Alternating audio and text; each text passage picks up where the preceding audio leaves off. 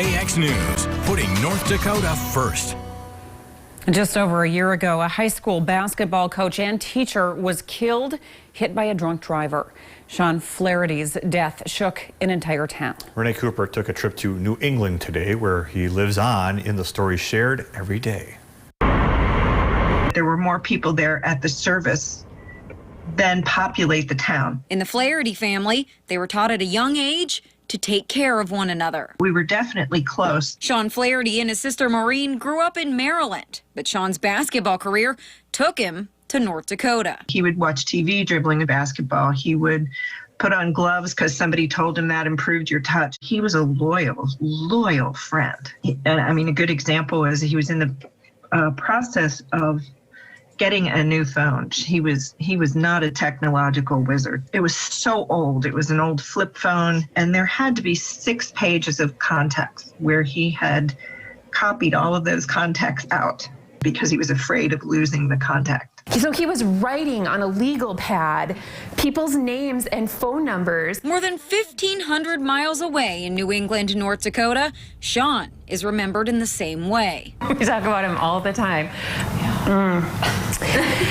Oh, Flair.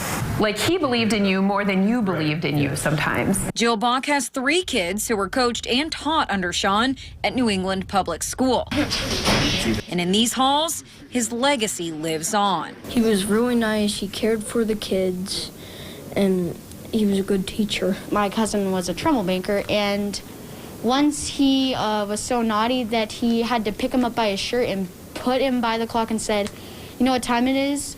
Time to grow up." Did it work?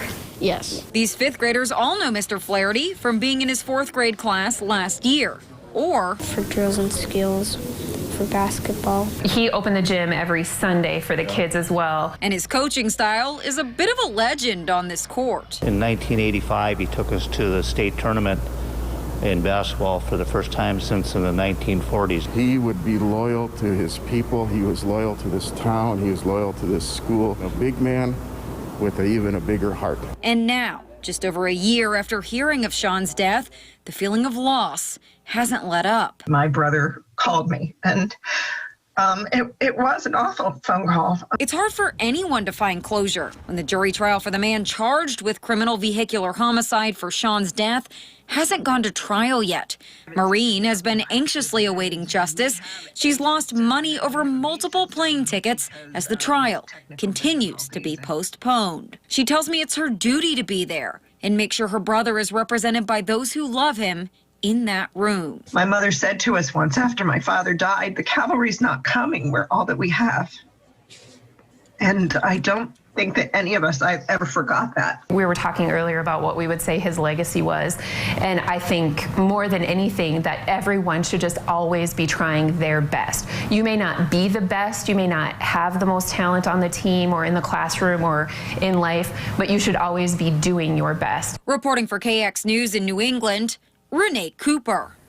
In Sean's name, his family established a scholarship for kids in the New England area to go to basketball camps, no matter what resources their families have. I have goosebumps. The trial has been continued or postponed 5 times now.